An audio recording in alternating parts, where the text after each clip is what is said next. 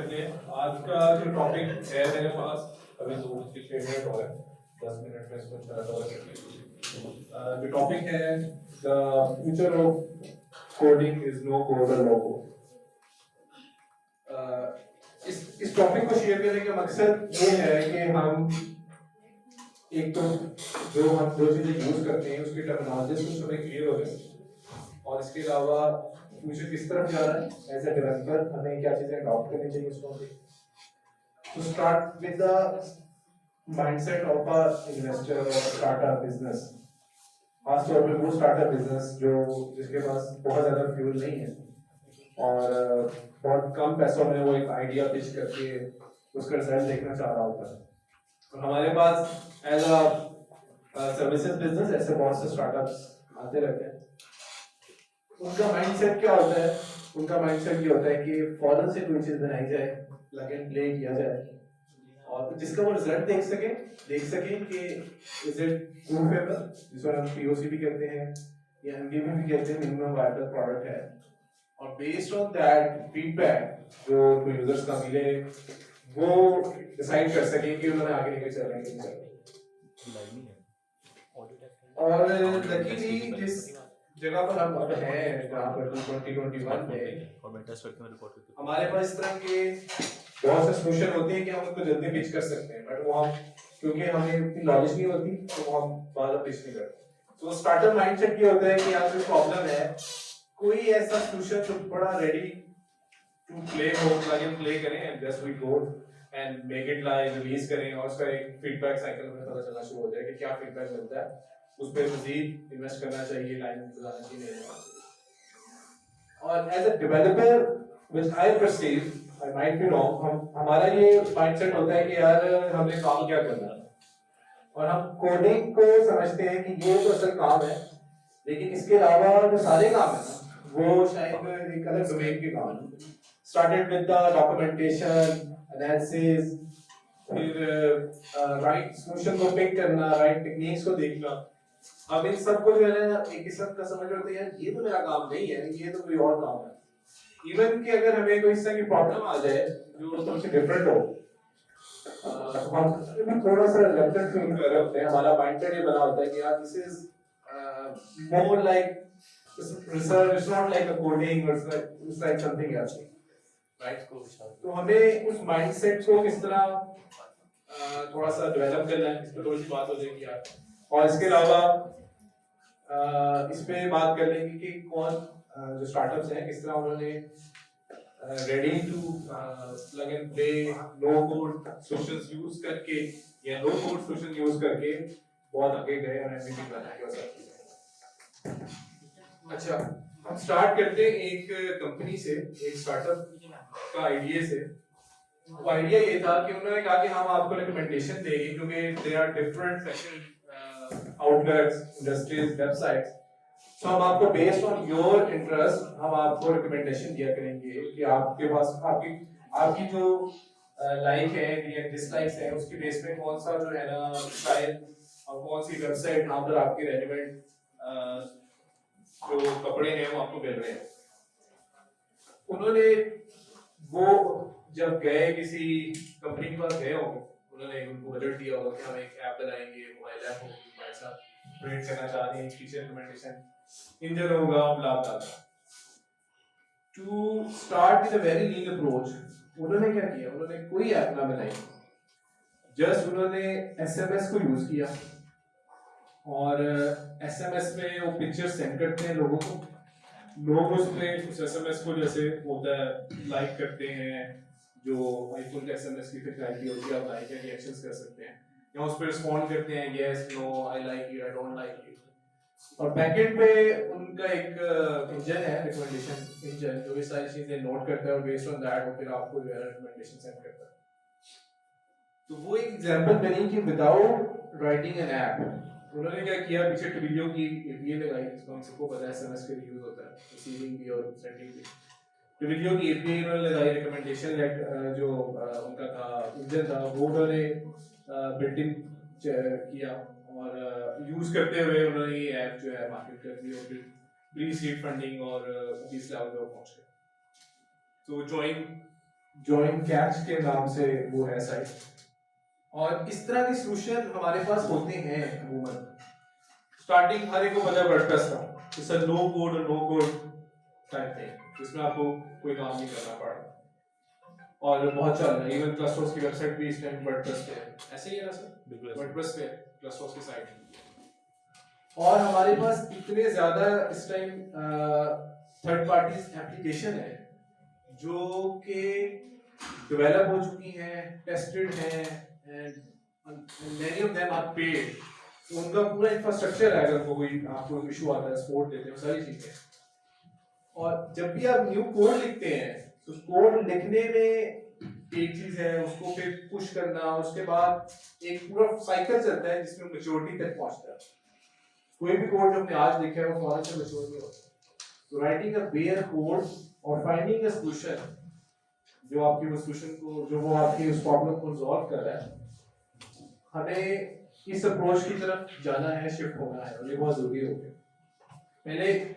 और नॉर्मली ये चल रहा होता है कि हम जिस सॉल्यूशंस की तरफ जाते हैं वो ओपन सोर्स सॉल्यूशंस होते हैं, बहुत सी लाइब्रेरीज होती हैं, सब कॉमन थिंग, जेम्स होते हैं, लाइब्रेरीज होती हैं, आप उनको यूज करते हैं। हम देखते हैं कि उसके उसके जो है बहुत ज्यादा एक्टिव नहीं है वहां पर, बहुत ज्यादा मैच्योर नहीं हुआ हुआ। अब जिस तरह ट्रेंड जा रहा है कि लोग उन्हीं लाइब्रेरीज को पकड़ के पूरी पूरी सर्विसेज बना रहे हैं, and they are running their own businesses and they are the technical people। हम बुकेफाई पे यूज कर रहे हैं सिंकिंग के लिए, क्रोनिफाई के नाम से एक एप्लीकेशन है, थर्ड पार्टी एप्लीकेशन है जो सारे कैलेंडर से सिंक हो जाती है। और उसकी वजह से हमारा डेवलपमेंट वर्क ऑलमोस्ट हमने 2 कैलेंडर्स को डेवलप किया, उसके इंटीग्रेशन और उसके मसले आते थे कि हमने कोड लिखा होता उसने आया, और उनकी तरफ से भी एपीआई चेंजेस वगैरह होती थी। जब से हमने क्रोनिफाई को यूज करना शुरू किया तो हमारे एटलीस्ट जो सिंकिंग के इश्यूज थे, यानी जो कैलेंडर कनेक्शन के इश्यूज थे, वो कम हो गए। स्ट्राइप हमने यूज किया होगा। स्ट्राइप क्या है कि आप इंस्टेड ऑफ कि आप उस पूरा पेमेंट गेटवे डेवलप करें, आप पेमेंट गेटवे के लिए यूज करें। आपको इमेज अपलोड के इस तरह के बहुत से प्लगइन मिल जाते हैं, आपको क्रॉपिंग के इस तरह के प्लगइन मिल जाते हैं, few are unpaid और few are paid। so हम उनको रिसर्च करें और उनको जो है फाइंड आउट करें और उनको यूज करने की कोशिश करें। so इसके अलावा जो मैं आपको बताना चाहूंगा कि पूरी मूवमेंट्स हैं नो कोड लो कोड की, जो कि एंटरप्रेन्योर्स डेवलपर्स सारे लोग देख रहे हैं उनको यूज कर रहे हैं। एक साइट है नो कोड डॉट टेक, जो कहते हैं what they said, they discovered that 230 plus 2 that to scale to anyone, और जैसे no code यूनिवर्सिटीज बन चुकी हैं, ठीक है। इन पे इन्वेस्ट गूगल कर रहा है। गूगल ने प्लेटफॉर्म बनाया हुआ है, पहले उसका नाम कुछ और था, ऐप शीट है, जिसमें आप पूरी की पूरी ऐप डेवलपमेंट कर सकते हैं, मोबाइल ऐप वाला, वेब ऐप वाला, सिर्फ ड्रैग एंड ड्रॉप करके। उसकी सब्सक्रिप्शन कुछ फ्री होती है, फिर आगे जाके होती है। एयर टेबल के नाम से है, जिसमें आप फॉर्म्स बना सकते हैं, पीछे डाटा स्ट्रक्चर को ड्रैग एंड ड्रॉप करके आप डिफाइन कर सकते हैं। और सिंपल फॉर्म्स और बात कर रहे होते हैं ग्रड होते क्या हैं, ग्रड ऑफ सिंपलेस्ट थिंग, आप उनको यूज करके पूरा अपना ऑपरेशन सेटअप कर सकते हैं, ठीक है। इस तरह ऑथेंटिकेशन के हम डिवाइस यूज करते हैं, और जीरो ने एक पूरी सर्विस है ऑथेंटिकेशन का पूरा मॉड्यूल हमें प्रोवाइड करते हैं, जैसे नो कोड थे, आपको कोई खास कोड नहीं करना, आपके पास वो एक डीकपल्ड वे में उसको ऐप पे लेके हम उसका अलग डैशबोर्ड होगा जो भी यूजर यूज कर सकते हैं। हम कहते हैं डिवाइस हम करेंगे, उसके बाद उसका एक एक्टिव एडमिन होगा, वहां पर लोग देखेंगे, और जीरो यूज करेंगे, फ्री आपको दे रहा होगा अप टू आई थिंक 6000 और 7000 यूजर्स, और उसके बाद फिर उसी को पेमेंट प्लान। तो ये सारे हमारे पास अवेलेबल है, जिनको हम यूज कर सकते हैं और हमें पिच भी करना चाहिए। लास्टली इसके अलावा मुझे अभी रिसेंटली पता चला कि कोपायलट के नाम से गिटहब एक लॉन्च कर रहा है, which is an AI peer programmer। आपको रिकमेंडेशन देगा कि आप इसको चेंज कर सकते हैं। सो द लास्टली एक जो मैं चीज शेयर करना चाह रहा था, ये वो रोड मैप है जो किसी भी फ्रंट एंड डेवलपर या बैक एंड डेवलपर को इन्होंने रिकमेंड किया कि देखना चाहिए। आप अगर इससे स्टार्ट करें, कौन सा नीचे जाएगा? हाँ, कौन सा नीचे जाएगा? ये वाला बस आप बैकएंड डेवलपमेंट में उन्होंने पूरा वर्कफ्लो दिया, आप जाके सर्च भी कर सकते हैं कि रोड मैप और एसएस के नाम से बनाया हुआ है एक वेबसाइट, इसमें सब कुछ है। अगर आप इसमें देखेंगे कि बैकएंड डेवलपमेंट के लिए या फ्रंट एंड डेवलपमेंट का भी दिया हुआ है, ऐप डेवलपमेंट के लिए कौन-कौन सी स्किल्स की जरूरत है।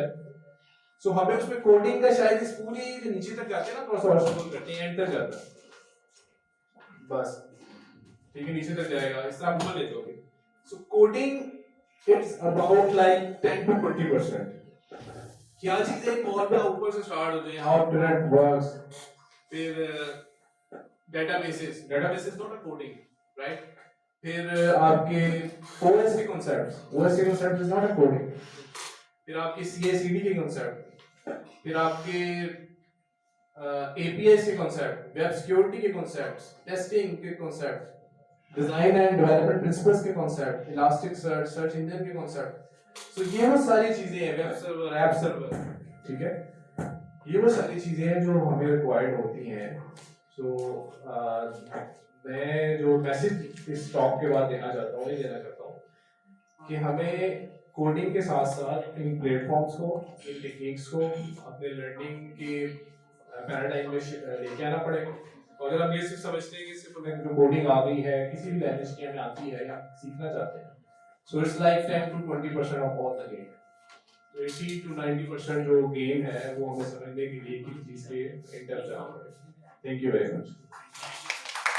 Hello guys, I'm Mariam, my name is Sheet, and I'm a small QA here at Class Talks. और मैं वहाँ बैठती हूँ। और to be honest, मुझे बहुत डर लग रहा है। और I'm super nervous, and my legs are shaking, and my heart is beating so fast. So उसको करने देते हैं, हम start करते हैं. Okay, today I want to give some tips on how to accept failure and let it propel you to a greater success. As you know, I hope you all would have read about my topic on Google Sheet. और अगर नहीं पढ़ा तो मैं बता देती हूँ. My class talk is fail well. The importance of failure in our life. हमने हमेशा कामयाबी के बारे में पढ़ा है. कामयाब होना, success, कामयाब होने के 101 तरीके. लेकिन have you ever thought about failure? Why this is so important? I will tell you. And we work so hard to achieve and succeed, but have you ever considered that failure may actually be better for yourself in a long way?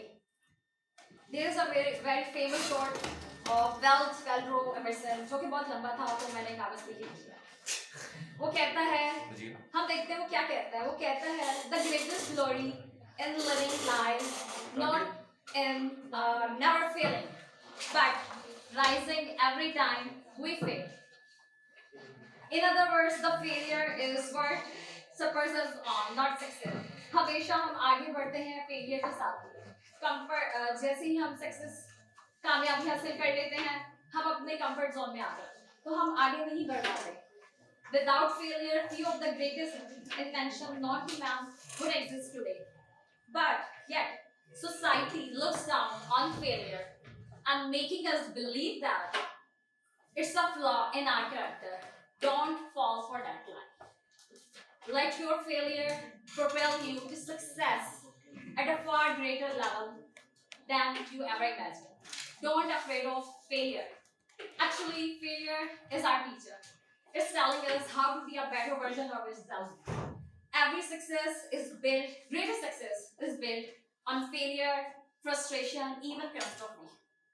And failure is so important, it gives us strength and fortitude to dig deep down within ourselves and find out what you are truly made of.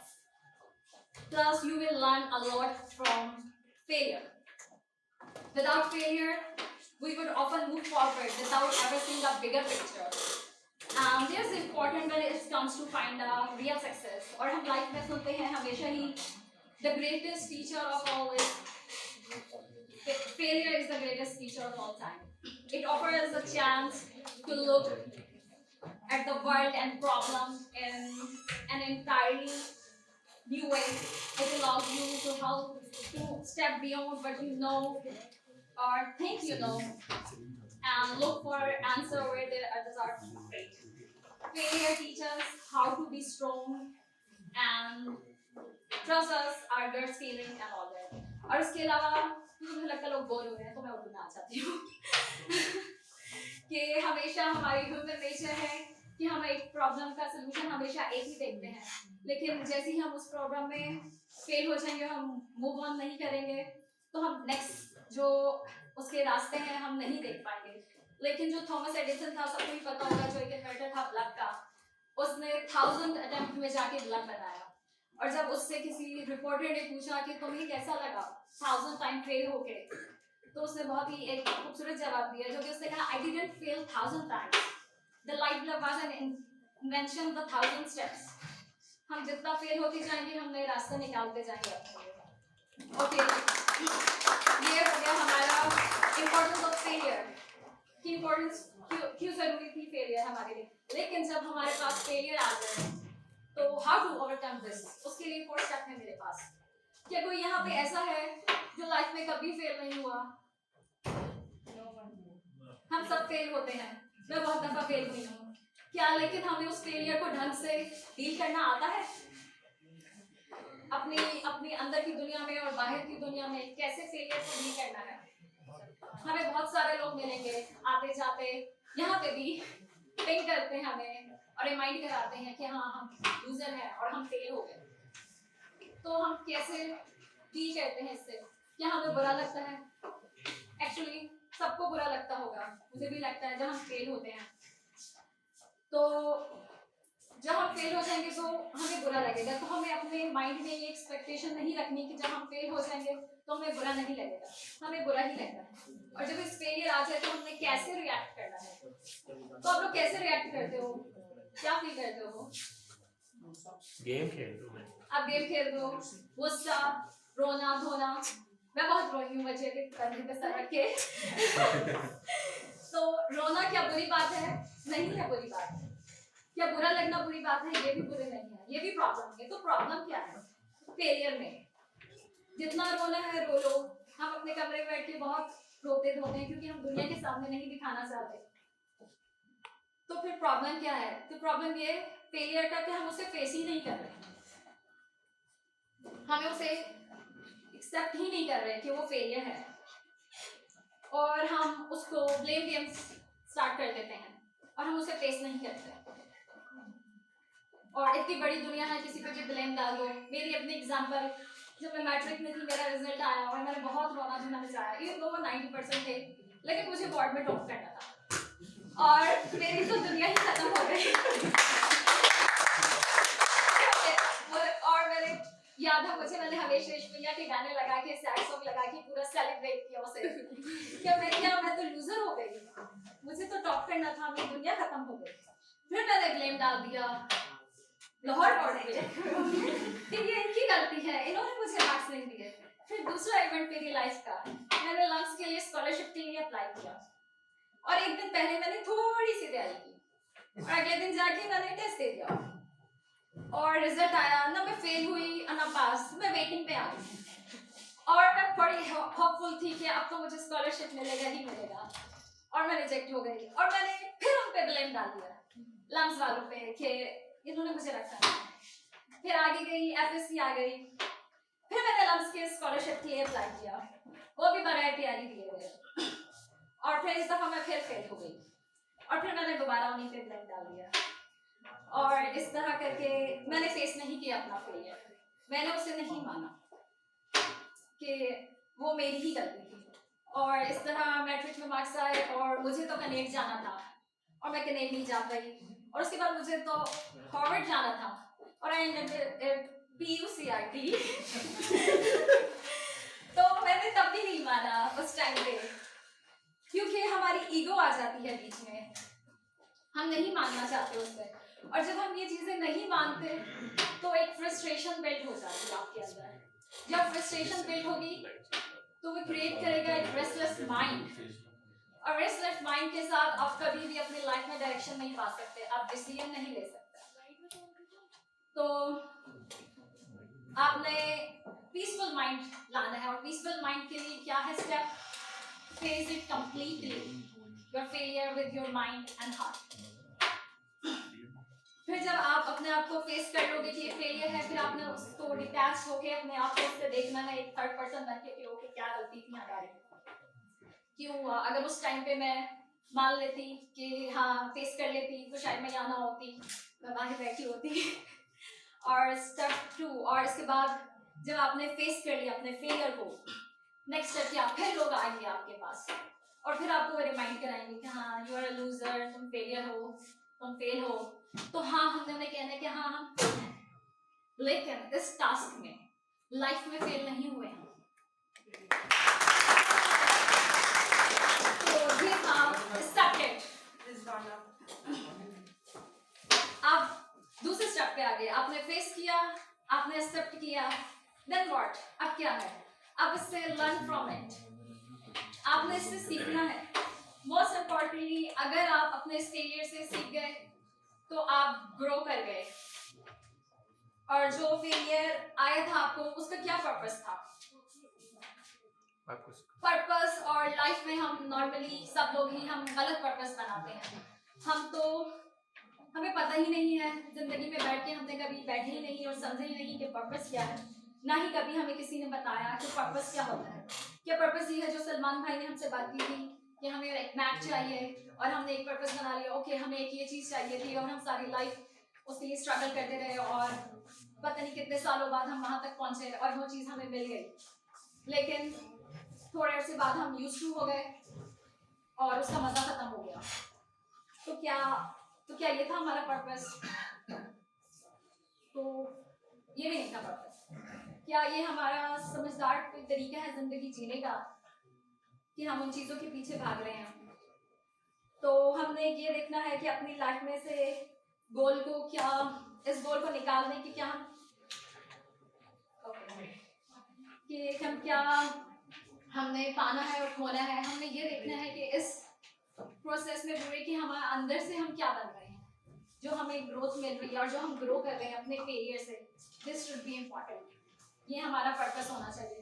जो पाया था वो भी चला गया और जो नहीं पाया वो भी चला गया, लेकिन इसकी वजह से जो मैं एक इंसान बन रही हूँ, जो मैं अंदर से हो रही हूँ, that should be a goal and that is important. आप बार बार फेल होते जाओ, this is not important, successful होते जाओ, ये भी इम्पॉर्टेंट नहीं है, लेकिन इस सारी जर्नी में जो आप ग्रो करते जा रहे हैं साथ साथ, वो इम्पॉर्टेंट है। जब आपने फेस कर लिया, एक्सेप्ट कर लिया, लर्न कर लिया, तो आप फिर ग्रो कर गए उसमें। इसकी एग्जांपल कि मैं पहले x थी और फिर मुझे फेलियर आया तो मैं 2x हो गई। इसकी बेटर एग्जांपल हम ले सकते हैं वर्जन, मोबाइल के वर्जन। मैं 1.0 थी और फिर मैं फेल हुई तो मैं 2.0 हो गई, और फिर मैं फेल हुई और 3.0 हो गई। इस तरह हम आगे ग्रो करते जाएंगे, जो कि हमेशा हम फेलियर से ही करते रहते हैं। और ये कि हमारा अल्टीमेट गोल ये होना चाहिए कि हमने जो भी गोल रखा था वो हमने, जो हमें चाहिए था वो हमने पा लिया, या अगर हमने नहीं भी पाया तो ये कि हमने आगे बढ़ते जाना है। I need to grow out of it. Thank you. Myself is Mama, serving as a senior rescue engineer and working with the team right now. I think इंसान की ज़िंदगी में बहुत बड़े बड़े ड्रीम्स होते हैं, मंजिलें होती हैं और वो काफ़ी ऊंची होती है, जिसको पाने के लिए इंसान एक कंटिन्यूस स्ट्रगल के अंदर कोशिश करता रहता है। लेकिन एक बात हमेशा याद रखनी चाहिए कि जो रास्ते वो आपके पैरों के नीचे ही होते हैं, उसके लिए आपको जो एक इनिशिएटिव लेना होता है, that is actually to start. So I think let's start now. Start with whatever you are. Start with fears. Start with doubts. Start with a trembling voice. But at least start with whatever you have, because you need to start and never stop. Because you don't know that what you are made of until and unless you are tested. So right now I would request to all of you to take a ride with me of a back 9 years journey, where I will try to showcase my challenges versus inspiration, failures versus success, and achievement versus recognitions. So welcome to the flashback of my achievements, failures, and struggles. Thank you very much. Colliding with my first ever challenge in my life, that is must be familiar with all of you. That is exactly not other than that by choosing a right career path. एक जद्दोजहद होती है कि आपको career select करने में आपको इतनी आगाही नहीं होती। आप उस वक्त एक फ्रेश ग्रेजुएट होते हैं, आपको दुनिया बहुत हसीन लग रही होती है और आपको लगता है कि मंजिल मेरे करीब है और मैं उसको हाथ जाके लगा लूँगा, लेकिन ऐसा असल में नहीं होता। इस मौके पर मुझे एक बहुत खूबसूरत शेर याद आ रहा है, I would like to share with all of you. हर्फ रट कर आगाही नहीं मिलती, आग नाम रखने से रोशनी नहीं मिलती। पहुँचोगे तो जानोगे, आदमी से इंसान तक पहुँचोगे तो जानोगे, क्यों चिराग के नीचे रोशनी नहीं मिलती। Thank you very much. It was really a very difficult task for me to select my domain, whether I should move towards testing, designing, or teaching. और जो challenge था मेरी ज़िंदगी में, I was not getting a technical platform where I should get connected and polish and experience my skills. And secondly, there was a lot of discouragement for joining the technical line. So I started over here and learned a lot as well. So यहाँ से मेरी journey जो है वो start हुई है, तो now I will move towards, क्योंकि ये मेरी जो जर्नी है ये टूवर्ड्स क्वालिटी है, तो let's talk little bit about what is quality. एक वेल नोन डेफिनेशन है क्वालिटी की इन जनरल के, जो कहा जाता है कि यूजुअली क्वालिटी को क्लियर करने के लिए एक जाविया होता है कि डिग्री ऑफ कस्टमर सेटिस्फेक्शन। अगर फॉर एग्जांपल मैं ये कहूँ कि achieving a level of excellence is a quality, तो व्हाट विल यू से? आप यहाँ पर जितने लोग बैठे प्लीज यस और नो में मुझे अपना फीडबैक दें। It should be very quick, just 1 second, yes और no. Yes. Yes. Yes. Okay, just jump to the conclusion, but actually it is not like that. Quality is not actually achieving the level of excellence. मैं quality की जो definitions है, books बहुत ज़्यादा है, definitions बहुत ज़्यादा है, इंटरनेट पे बहुत मवाद पड़ा हुआ है, लेकिन मैं आपको एक छोटी सी इंस्पायरेशन एक स्टोरी के थ्रू जो है उसको बताने की कोशिश करूँगी, ताकि वो चीज़ें आपके जहन में कहीं पर नक्श रह जाएँ। एक वर्ल्ड आर्ट गैलरी ने एक पेंटिंग कंपटीशन रखा था और दुनिया से तमाम पेंटर्स को उन्होंने इनवाइट किया एंड दिस सेड कि आपने एक पेंटिंग बनानी है जो पीस को डिपिक्ट करेगी, और दुनिया भर से लोगों ने उसके अंदर इन्वॉल्व किया। $10 मिलियन का प्राइस था उसके गेम्स, और फाइनली 100 पेंटिंग्स को फिल्टर डाउन वहाँ पर किया गया और उसकी एग्जीबिशन लगा दी। वहाँ पे मीडिया के लोगों को इनवाइट किया गया और ऑफ कोर्स तमाम पेंटर्स को जिन्होंने कंट्रीब्यूट किया था। हर पेंटिंग से एक से बढ़कर एक थी, लेकिन फाइनली वो टाइम आ गया कि जजेस ने एक पेंटिंग को सेलेक्ट कर लिया। लेकिन जब रिजल्ट्स डिस्प्ले हुए तो जितने भी वहाँ पर पेंटर्स थे दे वर वेरी वरीड, और वो बहुत ज़्यादा परेशान हो के समथिंग इज गोइंग रॉन्ग, और they were not able to understand कि what is actually going on. तो उन्होंने वर्ल्ड आर्ट के जो गैलरी के जो ओनर थे they switch to himself, they went there और उन्होंने पूछा कि क्या आपने गलत पेंटिंग तो नहीं वहाँ डिस्प्ले कर दी? ही स्माइल्ड एंड सेड वो यही थॉट जो पेंटिंग है यही है। Then finally at the end media art gallery के जो ओनर के पास जब गए उन्होंने कहा कि before we should move forward आप इस चीज़ पर फोकस करें, आप एक दफ़ा पेंटिंग को गौर से देखें। वहाँ पे तूफान है, ठंडी कौन है, बारिश है, लेकिन उसमें एक और जाविया भी है। वहाँ पर एक घर बना हुआ है, वहाँ पर उसके अंदर एक आदमी दिख रहा है। बाहर तो फील, लेकिन उसके चेहरे पर एक सैटिस्फैक्शन है, एक भाव है, एक पीस है। That is actually peace. तो ऐसा नहीं कि जो बाकी पेंटिंग्स थी वो क्वालिटी को अचीव नहीं कर रही थी, लेकिन with respect to customer need ये हिट कर रही थी, इसलिए इसने ट्रांसफर कर दिया। तो आज जिस पे कि हम रियल टाइम में क्वालिटी को अचीव कर रहे हैं, तो हमें इस चीज़ को कनेक्ट करने की बहुत ज़्यादा ज़रूरत है कि हमने जो क्वालिटी है अपने माइंडसेट से अचीव नहीं करनी, it should be with respect to the customer needs in order to satisfy. तो that was a short story of the quality. हम मज़ीद देखते हैं अगर क्वालिटी की डिफरेंट डेफिनेशंस को हम जो है ना वो देखने की कोशिश करें, उसके डिफरेंट जाविये को देखने की कोशिश करें। कुछ लोग कहते हैं कि doing the right thing at the right place, कुछ कहते हैं doing the right thing at right time, कुछ लोग कहते हैं कस्टमर नीड, लोग पैसों की बात करते हैं, कुछ लोग कहते हैं एरर फ्री हो, कुछ कहते हैं फिटनेस को ग्रोथ हो सकते। So these are the different definitions और डिफरेंट जाविये, इन सबके ऊपर क्वालिटी को मेजर किया जा सकता है। अगर हम एक प्रोडक्ट की बात करें तो वहाँ पे 5 एलिमेंट्स होते हैं। क्वालिटी के परफॉर्मेंस को मेजर किया जाता है, इसके डिज़ाइन को, उसकी प्रॉपर स्टोरेज को, स्थिति को और रिलायबिलिटी को। It is purely relevant to the product economic service के लिए भी कंसिडर कर सकते हैं। डिज़ाइन के हम ये चीज़ सर्टिफाई करते हैं कि हम कस्टमर के नीड और स्टैंडर्ड्स के मुताबिक चीज़ को डिज़ाइन कर रहे हैं। परफॉर्मेंस पे हम कहते हैं कि उसके दरमियान कोई मिसमैच नहीं है। रिलायबिलिटी का मतलब है जब आपने एक क्वालिटी वाली चीज़ पिक कर लिया तो वो कितना लॉन्गर टर्म में आपके साथ चल रही है, कितने कोई उसके साथ रिपेयर जा रहे हैं, कितनी अर्ली आपके पास जिसमें बग आ रही है और उनकी जो फिक्सिंग कॉस्ट है वो आपको कहाँ लेकर जा रही है। सेफ्टी में ये है कि आपने एक चीज़ डिप्लॉय कर दी है एंड प्रोडक्ट जब यूजर को दे दिया है तो वो उसके लिए कितना हार्मफुल हो सकता है। और प्रॉपर स्टोरेज में जो आपका क्वालिटी का क्लेम है कि इसकी एक्सपायरी डेट अगर आज की है तो इस डेट से पहले इसको एक्सपायर नहीं होना चाहिए। इसके अंदर उसकी पैकेजिंग है, उसकी जो ब्रांडिंग है, वो सारी चीज़ें हो जाती हैं। तो लेट्स टॉक अबाउट अब क्वालिटी को फर्दर अगर हम थोड़ा सा डिग डाउन करें, उसकी हायरार्की को फर्दर ब्रेक करें, तो क्वालिटी के दो लेवल्स हैं, एक इंटरनल क्वालिटी होती है और एक एक्सटर्नल क्वालिटी। इंटरनल क्वालिटी के अंदर ये कहना गलत नहीं होगा, it is about good and bad smells of the code. इसके अंदर ये डिफरेंट पैरामीटर्स में ये देखा जाते हैं कि कितनी कपलिंग हुई हुई है, जो ऑब्जेक्ट्स हैं उनके दरमियान इंटरडिपेंडेंसीज, उनके जो इंटर रिलेशंस है वो किस तरह से है। ठीक है, एक ऑटो डॉक्यूमेंटेशन लेवल अच्छे तरीके से हुई हुई है ताकि फ्यूचर में अगर उसको रीयूजेबल करना पड़ जाए या रीड करना पड़ जाए या अंडरस्टैंड करना पड़ जाए तो उन टर्म्स के अंदर क्वालिटी के अंदर उसको मीट कर रहा है, इजी टू अंडरस्टैंड हो या हो, ये सारे पैरामीटर्स इसके ऊपर आते हैं।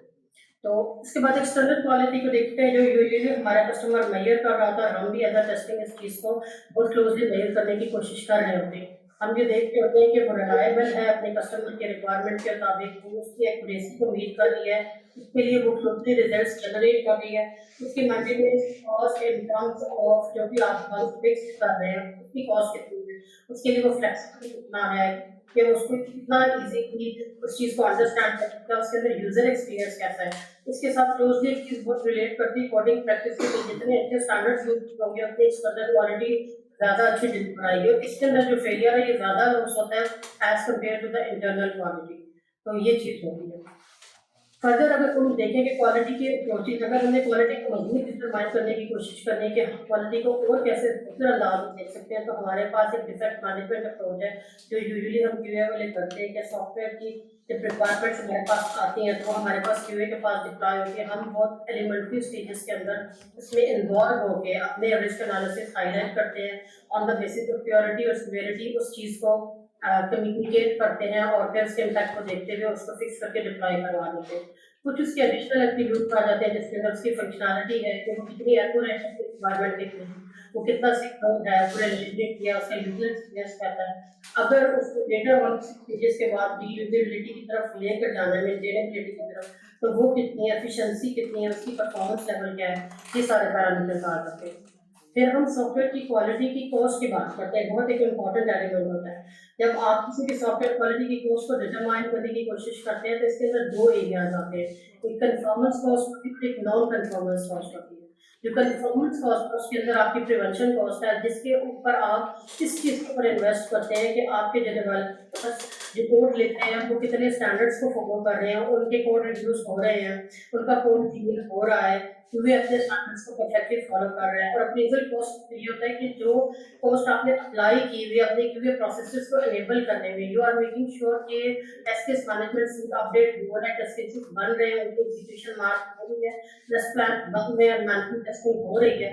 ये सारी चीज़ों जो अगर हम अर्ली प्रिवेंट करें तो डेफिनेटली क्वालिटी को जो है ना वो सेव कर सकते हैं, की कॉस्ट को सेव कर सकते हैं। डेफिनेटली अगर यहाँ पर कोई लीकेज है तो हमें इन टर्म्स के अंदर जो है ना फिर डेफिनेटली हमारी जो क्वालिटी है वो डेविएट हो रही होती है। और जो नॉन कन्फर्मेंस के जो लेवल्स है वो इंटरनल फेलियर है, जहाँ पर आपकी एप्लीकेशन को डेवलप हुए हुए लाइक 5 इयर्स हो गए, 6 इयर्स हो गए हैं और with the passage of time इसके अंदर मेमोरी इश्यूज आ जाते हैं, नंबर ऑफ यूजर ज़्यादा यूज कर रहे हैं, आपके परफॉर्मेंस इश्यूज आ रहे हैं। एक्सटर्नल फेलियर की जो कॉस्ट है सबसे ज़्यादा डेंजरस लेवल होता है। यहाँ पर ये एक ऐसी स्टेज होती है जहाँ पर आपको एक बग फिक्सिंग की वजह से 10 न्यू बग्स इनवाइट हो रहे होते हैं, तो वहाँ पर आप बग फिक्सिंग की तरफ नहीं जाते हैं, बहुत सिर्फ कंपनी फाइनेंशियल लॉसेस के अंदर चली जाती है। तो ये यूजुअली उस स्टेज होती है जहाँ पर हाइबरनेशन हो जाती है। तो अगर हम क्यूए की इंपॉर्टेंस को समराइज करने की कोशिश करें तो हमारा जो मेन गोल होता है, हम रिक्वायरमेंट्स के साथ प्रोडक्ट की जो इंश्योरिटी उसको मीट करने की कोशिश करते हैं।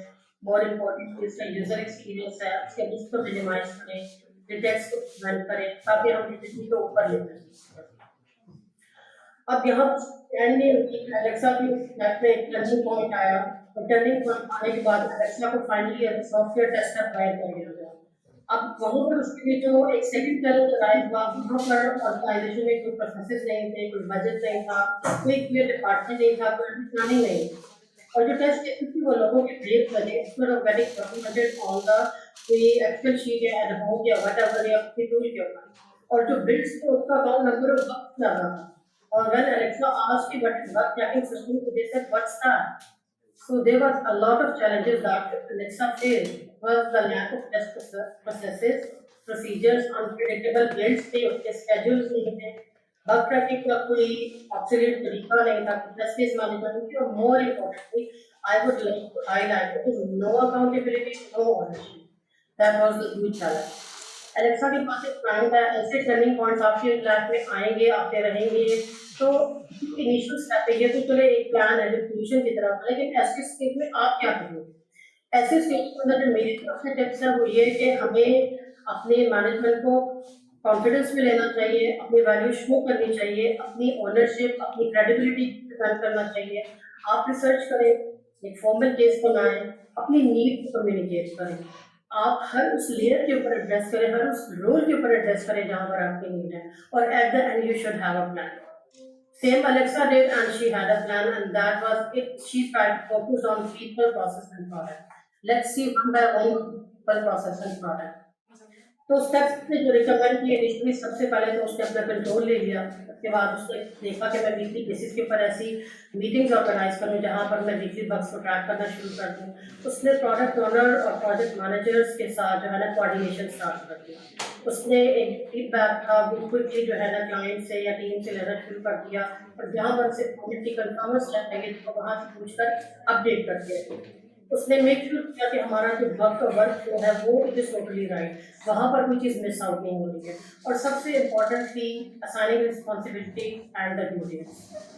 सो अब यहाँ पर मेरे पास एक पोलिंग क्वेश्चन है, यहाँ पर आप सब लोग बैठे हैं, यहाँ पे मकसद किसी को डिग्रेड करना नहीं है, लेकिन it is just a question कि how much you are satisfied with your QA process. आप उसे रेट कर सकते हैं, अगर नहीं भी हो तो गलत बात नहीं है, ओके। तो आप सिर्फ जो है ना इस चीज़ को रेट कर सकते हैं कि यस या नो, तो यस या नो के बाद जो है ना आप इस चीज़ को, अगर नो है तो ये कुछ पैरामीटर्स हैं जिनके अंदर आप बिल्ड आउट कर सकते हैं, जिसकी वजह से आपको पता चल सकता है कि ये वो एरियाज है जहाँ पर आपको फोकस करने की ज़रूरत है। तो पीरियड प्रोसेस के अंदर उसने ये सारा प्रोसेस 6 स्टेप्स के ऊपर बताया कि हमें इन चीज़ों के ऊपर गौर करने की ज़रूरत है। इसके अंदर इम्पोर्टेंटली उन्होंने 3 टेस्टिंग एनवायरनमेंट्स को हाईलाइट किया, जहाँ पर इनिशियली क्यूए के प्लेटफॉर्म पे तो फंक्शनल टेस्टिंग और रिग्रेशन के बाद हम जब प्री प्लॉट पे जाते हैं तो वहाँ पर हम लोग जो है ना अपना जो क्लाइंट होता है उसके साथ भी सिंक करते हैं, वहाँ पर वो यूजर एक्सेप्टेंस टेस्टिंग करता है, हमारी तरफ से स्मोक होती है, तो फिर एक म्यूचुअल अंडरस्टैंडिंग के साथ हम जो कोड है वो रिलीज के प्लॉट पर पुश करते हैं। Thank you. Thank you.